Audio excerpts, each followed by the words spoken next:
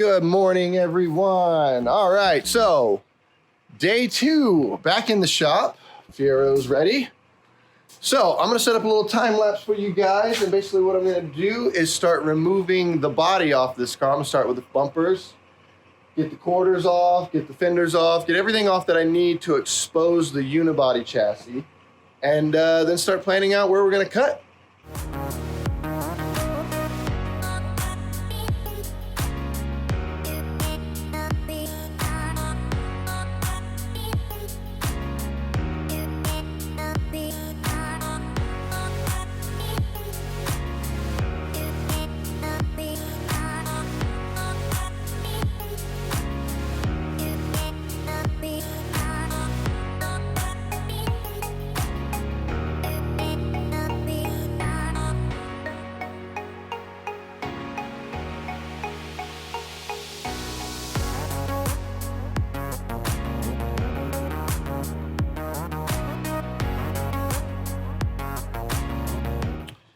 Well, welcome back. Okay, spent the first little more than half of the day on ripping this car apart like I said I was going to. Yeah, so first of all, remember how much I dislike working on factory vehicles with all the screws and the mud shields and the flaps and the this and the that. Ugh. I like working on race cars. we build them specifically to make them easier to work on and get parts on and off. So instead of there being like 10 bolts that holds the front bumper on, there's like 4 on a race car. Anyway, that will change on this vehicle. Because remember, race car build. So let me show you what's going on right now. Yeah. No body. So there we go. Whole front end's off. Still have the mid, the cockpit section, just keep it watertight just in case, I don't know, I might want to push it out, stuff like that if it sprinkles rain. Oh, back end's off too. So I have exposed all of the unibody. Yeah.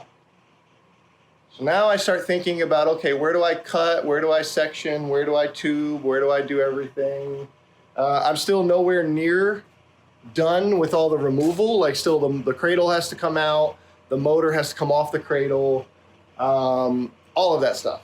I still even have to take all the interior out and take that sill panel section thing, this thing with the glass. So all that still has to come off.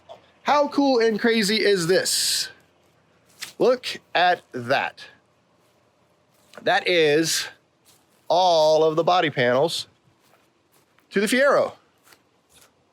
Bam. Told you, they just unbolt.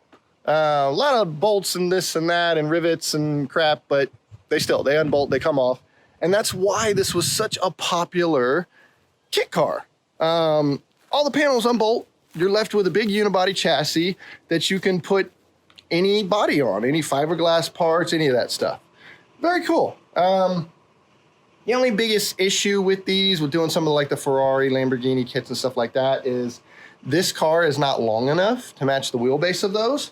So to get a legit, or as legit as possible length, you have to actually cut the frame and extend the car.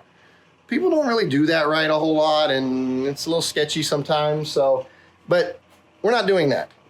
We're not doing any of that. We're keeping this car nice and short, nice and small.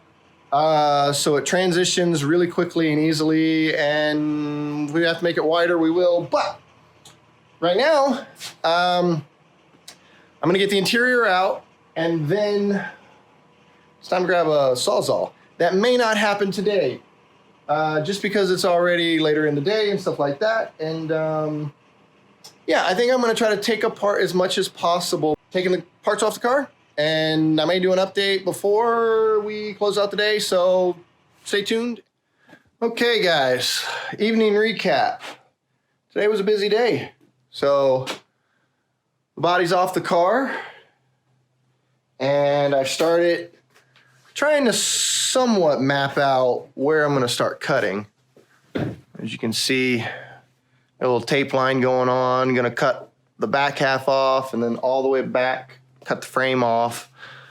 I'm going to stay within the Formula Drift and FIA rules and regulations on cutting frames and chopping and stuff like that. So just in case, you know, you never know where this is going to go or anything like that. But, you know, front, I got the front kind of mapped out a little bit. It's all just guesstimates at this point. Maybe I'll cut it there. Maybe I won't. You know, I'll definitely cut it long and then probably trim more off as we go. So rules state that the furthest point back of the suspension cradle, you have to leave the rear mount for the suspension cradle and stuff. So anything beyond that can be cut off, and then you can tube it, you can box it, you can do all that kind of stuff. So that's kind of what I'm going to do in the back.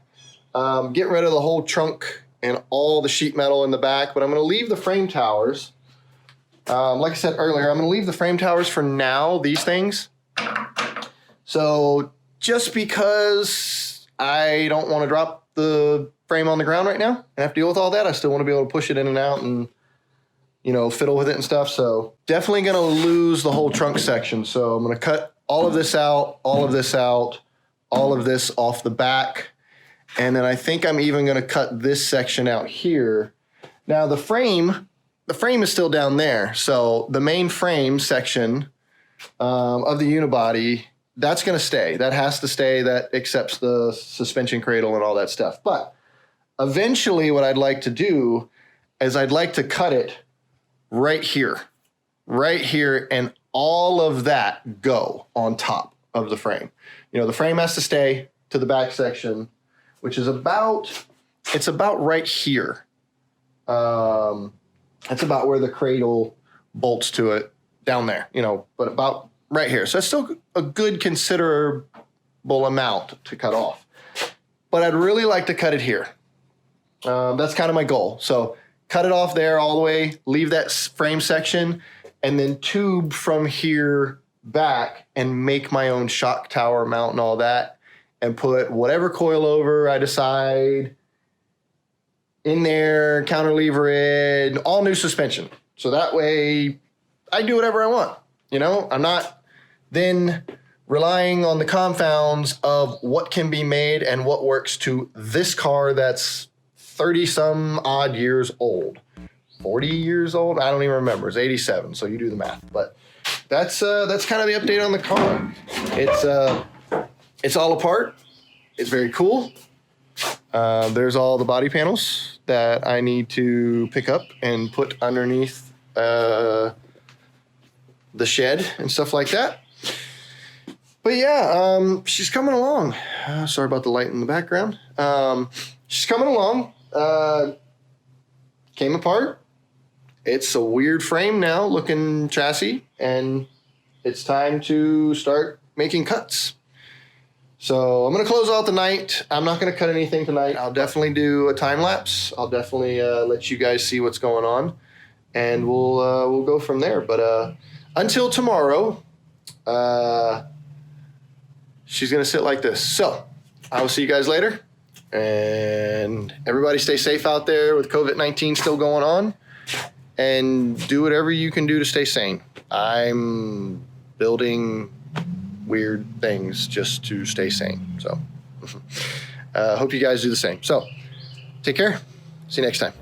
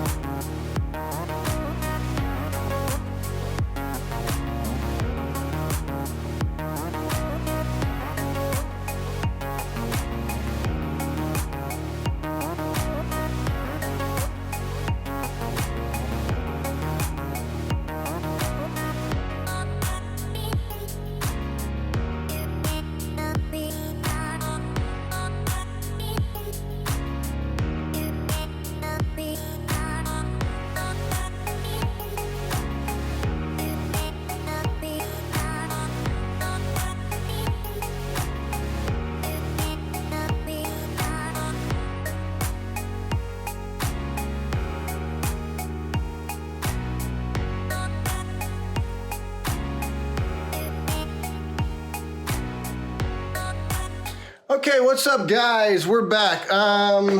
yeah, I may have gotten just a little carried away. Like I said, I would not. But the whole back end of the car is gone. I mean, it is what it is. That's what I wanted to do anyway, and I actually want to cut more, but I cut the center section out like you guys saw, and then it just didn't make sense. Like I cut the corner pockets out, and I just kept cutting because it needed it. You know, like the frame rails at the back here, they had a bunch of slots and holes in them and crumple zones and stuff like that, and you don't want any of that for racing. So I'm going to rebuild all that with a whole like rear cradle system that bolts on and off. And then it'll allow me to just pull the motor right out of the back. Tons and tons of room. So I cut it apart. I did it. You know, I cut the whole back of the car off. Look at this. Look at this. Look how stubby that car is right now. Boom. You can see the exhaust tips are way out there where the factory bumper goes. So, I mean, I cut about 11 inches off of the factory frame to the rear where the support bar bolts to. I cut 11 inches off of that. And then I don't know how much I cut off of this section, but it was a lot more. And like I said, I still would love to cut it right here. But I'm going to leave this for now to hold the spring perch and shock tower and stuff like that. Still lots and lots and lots of decisions and stuff to do here, but really, really cool nonetheless. I haven't cut the front off yet. The back kind of took me a little bit of time. My batteries were already dead. Oy. I forgot to charge all of my Sawzall batteries before I started. And so I was kind of using the grinder, using the Sawzall when the batteries would charge, and it was kind of a nightmare. But hey, we got it done. So I still got to cut the front. So here's the thing about the front again. I don't know what I want to do. the whole car. I don't know. We're going for it. We're doing it. But again, what I first said this morning, and I think I might stick to it on the front, is just cutting the center section out, this section right here, just cutting that out, and maybe cutting these corner pockets that were for the pop-up lights, cut those out. Comment below. Please tell me what you've done to make this swap. Please tell me who makes what. I'm definitely going to be looking for some motor mounts to just buy to make it easier so I don't have to make them. But again, they have to be good. They have to be like polyurethane bushing, and they have to be high quality and high strength, okay? So put that below, would be amazing. Put those headlight bucket things. Who does that? Who makes those headlight bucket things? Put that below for me in the comments so I can find out who that is and search, because I know I want a set of those. I know I want to, get those. If I run the body, that's the thing. If I run the body, so that brings up another point. So the back's definitely going to be tubed, right? Do I want to run a full tubular, like real short looking go-kart chassis and stuff like that? Kind of like a Leroy, Cletus McFarland's, Leroy Corvette car.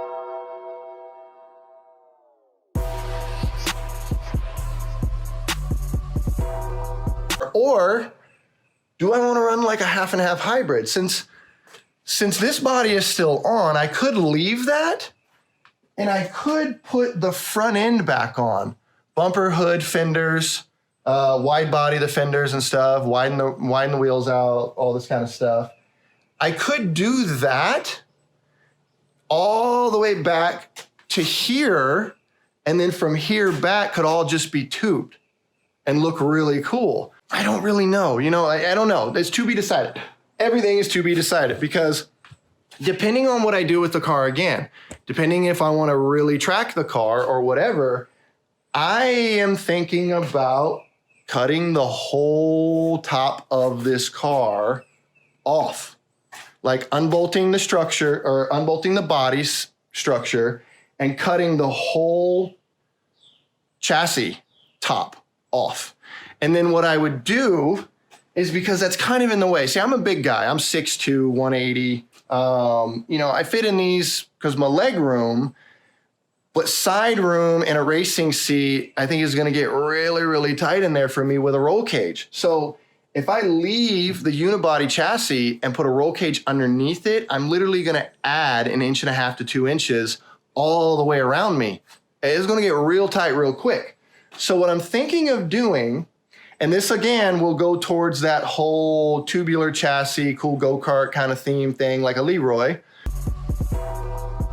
If I cut the whole top of this car off and get rid of it, right? Get rid of the back window, get rid of this structure, get rid of the A-pillar post, all of that.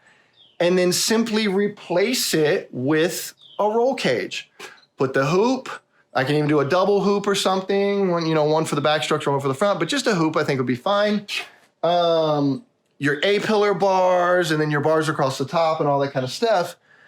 I would like to do that because then I can run it just as a tubular, like death car, Leroy kind of style car. But of course, it's replacing the underneath structure. So I still would love to be able to later on put the body back on over top of it with some brackets. I think that would be the coolest thing because again, don't know where I'm going with this car. So make it where I can do anything.